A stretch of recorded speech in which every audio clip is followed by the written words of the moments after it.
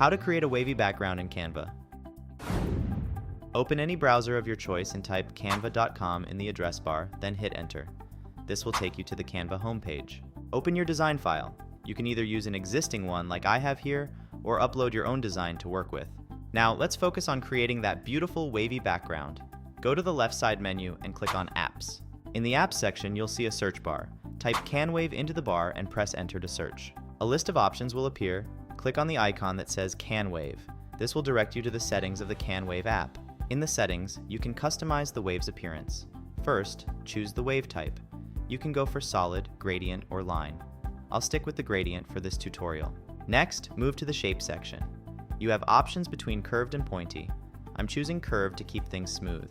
For the number of layers, you get to decide how textured you want your wave. I'll set it to 4 layers to keep it interesting. The color section lets you choose any color that suits your design. Feel free to get creative here. You can also modify the gradient angle, complexity, and height variation to get the exact look you want. Once you're happy with your settings, scroll down and click the button that says Add to Design at the bottom. Your wavy background will be added to your Canva design page.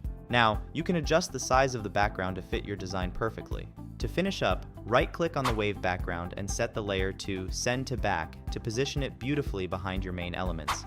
And there you have it.